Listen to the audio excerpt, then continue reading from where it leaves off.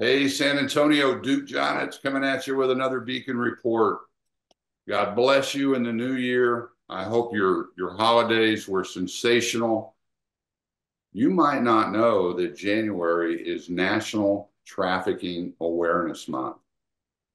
And with that sort of as our backdrop, we are absolutely excited to have in studio today Belinda McAllister and Ceresa Ingalls with Ransomed Life, a local ministry here in San Antonio who is making a huge difference.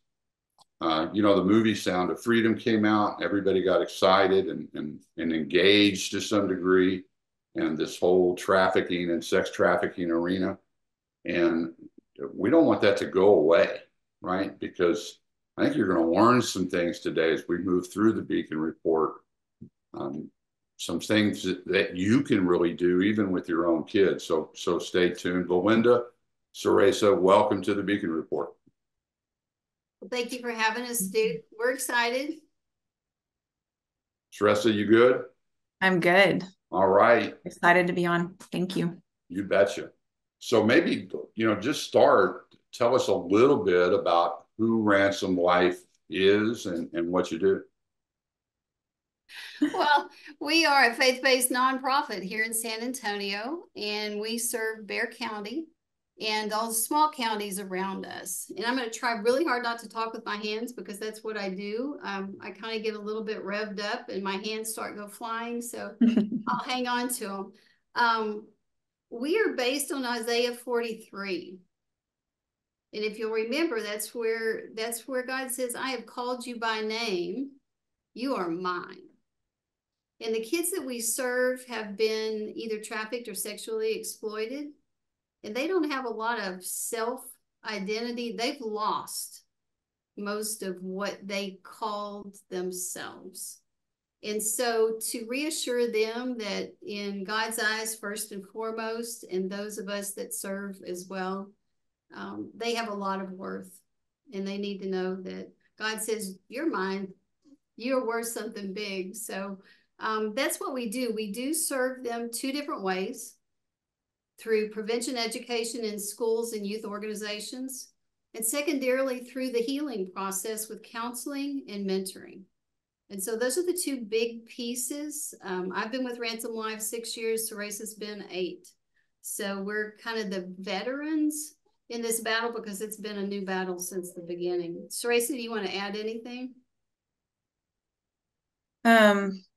No, just that I guess Ransom Life kind of is, like you said, pioneering in our field a little bit, the work that we do. And what makes us unique is that we do have both sides of it. So we have the prevention education with the training, but then also the actual aftercare side with the counseling and mentoring.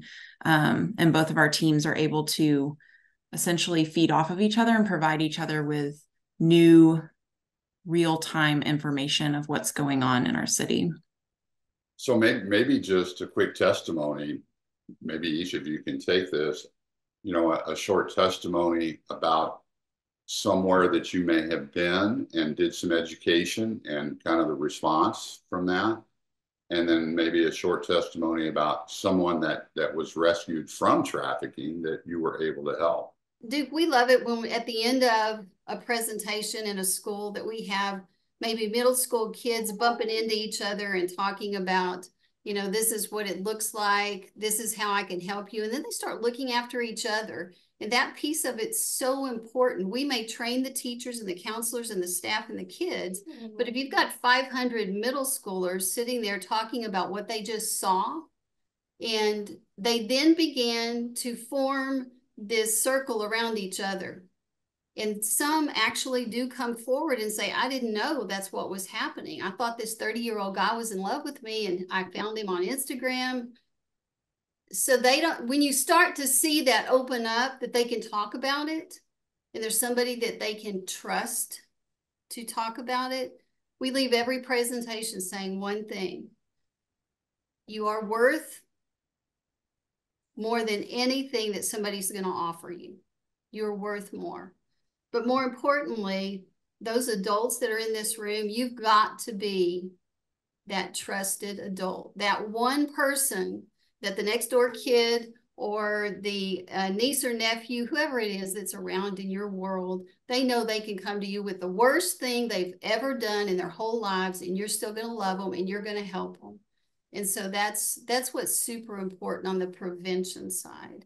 Well, I think even to kind of dovetail off that, Linda, I don't know still, even today, if people think that this is regulated to a particular part of town, never going to happen in my neighborhood to my kids, and maybe speak a little bit just to the severity, really, how severe trafficking is. It is the original secret sin. It happens so frequently that children no longer have a bar. They think that if they send a naked picture, nobody's going to know. And then it becomes uncovered, and then it becomes a big deal. And then it gets circulated. And so that piece of it that they think is secret isn't. So when we put up a map and a presentation of the city of San Antonio, and it shows every zip code in the city that we have served somebody, or 10 somebodies or 20 somebodies in that zip code, that means every child that has a phone can be reached by a predator. So at what age, if I'm a parent with children, at what age do I start visiting with them about this? Why don't you take that one, Sarasa? Honestly, very young. So our presentation, The Lures and Lies for Youth, we typically say ages 11 to 17 is what it was created for and geared for. But truly, you should already be having conversations with your kids about safe touch, images, what are bad images, good images, all of those conversations, pornography, all of that. You should already be having conversations with your kids, even at a younger age. And then our training is geared towards that 11 to 17 age range. We have done it with people that are younger than 11. It's truly based on the parents' discretion and kind of the conversations that they have already preemptively had with their child, whether they want them to be a part of our training. Yeah, it really just becomes, I guess, a part of you teaching your kids as they grow up on a lot of different things, and make sure that that's one of them, excuse me, that's included in that conversation. What about Sarasa, a testimony from someone that found a way out of trafficking, and you guys were able to help and bring healing? And just so our audience is aware, we don't ever use names of real people in these testimonies, just as a clarification. But share a little bit about someone that's been helped. Was a young lady that we had in our program, and at first she was very closed off to the idea of Christianity and Jesus and a relationship with Jesus. And it was truly just slowly through the relationship with her mentor, as her mentor would just ask her, would you feel comfortable if we prayed? Or would you want to do a Bible study or a coloring page that has a Bible verse on it? Just really small things that eventually she said yes to all of that, and then yes to coming to church and being involved in that church, and getting saved and getting baptized. And so that was a huge success story for us as well. Are the mentors volunteers? They are, yes. They are trained, vetted volunteers. And the reason I bring that up is obviously somebody may be listening and God's tugging at their heart, and here's a way for you to plug in to something that God is using in a very huge way in our city, by volunteering to really be a mentor and help somebody coming out of that situation in their past. From the proactive side, because I get excited about that too, right? Let's not just help once something's happened. Let's prevent something from happening from the very beginning. You know, what do I, so I'm a parent, I've got 3 kids, they're all between the ages of 8 and 12. I mean, what service do you provide that I can take advantage of? Is there something on your website? You know, I work at a company, maybe I could have you guys come in. I don't know if you do classes on site. That part of it, Duke, I love to talk about our lunch and learns. Businesses are used to that. So for us to come in while they've got their group at the conference table and we're having a 45-minute conversation and a presentation on what to do and what to look for and how to be the good neighbor, basically, that's always been a successful way to reach it. We are in wellness fairs and conferences and all the standard stuff over on that business side, but also on mission fairs at churches, and then a whole lot of law enforcement and counseling conferences. San Antonio is a convention city. And so we've been invited into those types of settings to be able to do additional training.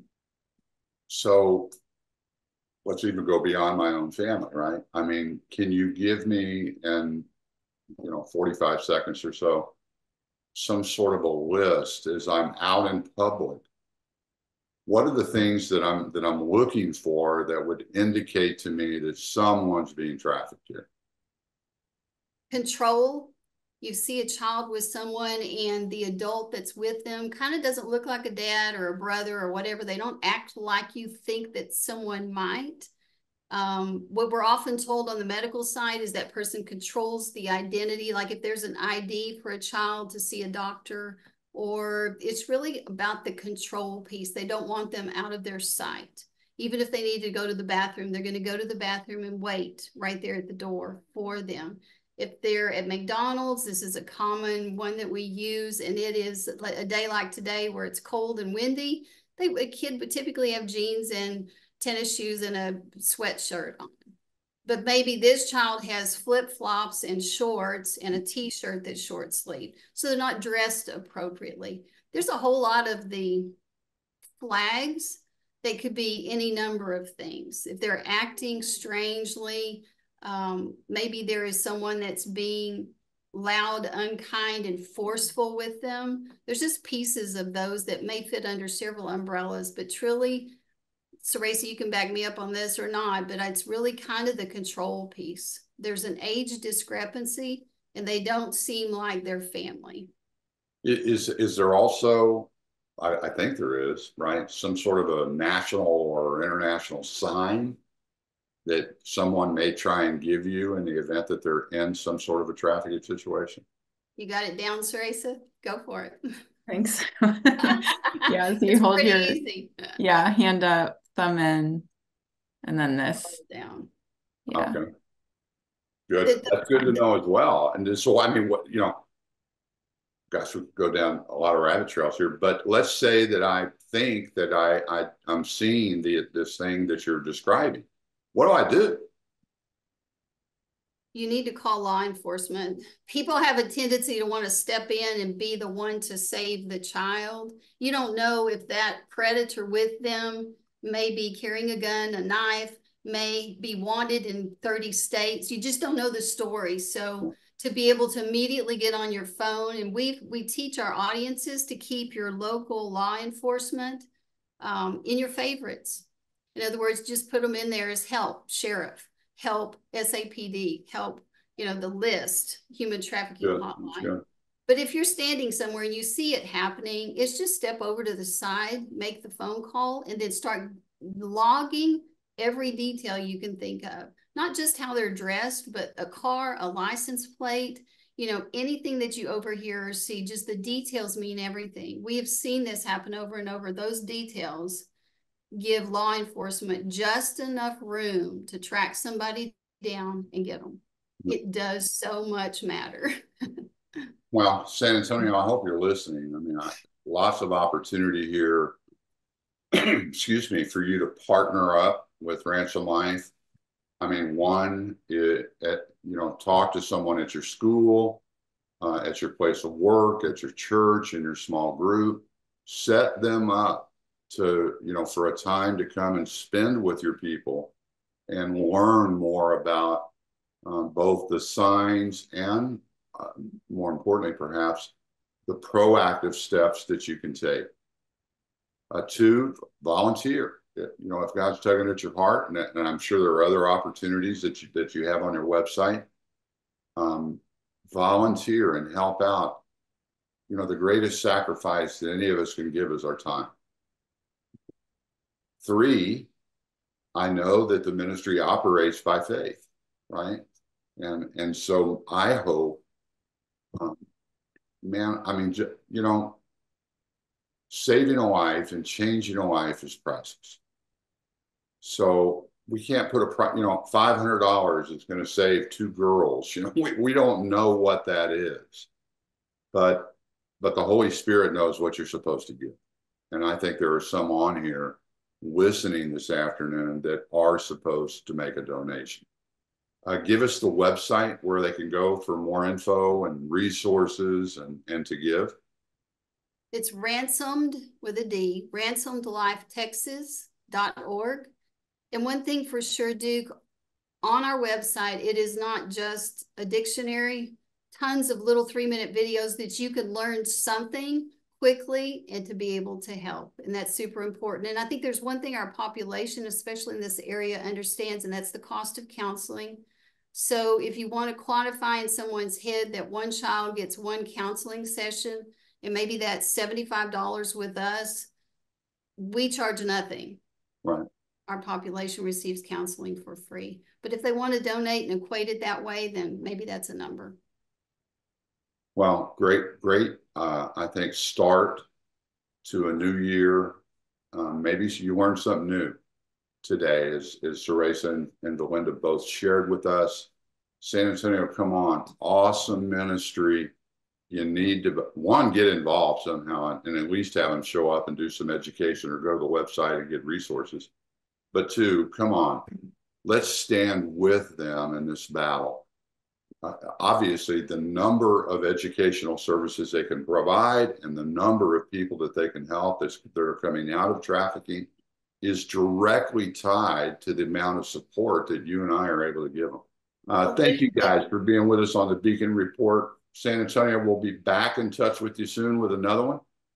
Don't forget to visit that website, Ransomed Life Texas, spelled out, .org. Email address real quick, Teresa, if they want to reach out to schedule a meeting. Or...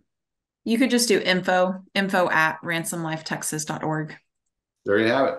Thank you, ladies. It's been a joy. San Antonio will be back at you. Go to sabeacon.com to stay updated on all God's doing in our city. We love you. All right.